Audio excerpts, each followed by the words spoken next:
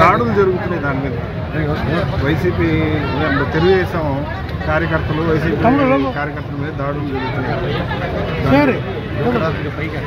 గత 12 రోజులుగా 3 తెలుగుదేశం పార్టీ కార్యకర్తలు వైకాపా పార్టీ చంపింది. దానికి సమాధానం చెప్పనండి. తుమ్మపూడి మంగళగిరిలోనే మైనార్టీ సోదరుల్ని వైకాపా నాయకుడు చంపాడు. బ్యాట్ పట్టుకుని కొట్టి చంపేశాడు. వాళ్ళు మా కార్యకర్తలు చంపి ఇప్పుడు ఏం ఈ రోజు కూడా తాడిపత్రులు మా కార్యకర్తను చంపేశారు.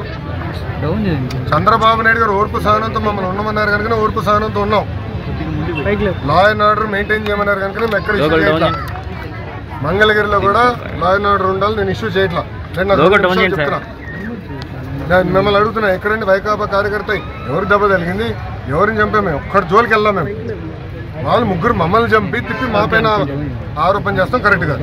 రుషికొండ ప్యాలెస్ బహిర్గతమైంది ఏంటి సార్? 500 కోట్లు మొత్తం చూడలే, ఇంకా చాలా ఉందని. ఇంకా ముఖ్యమంత్రి గారు దానిపైన నివేదిక అడిగారు.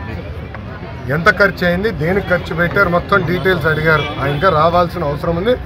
ఇదే కాదు, ఇలా చాలా కట్టినట్టున్నారు. అన్ని వివరాలు వచ్చిన తర్వాత ప్రజల ముందర పెడతాం. వాళ్ళ ఇంట్లో కూడా ఫర్నిచర్ 46 కోట్లు ఉందంట.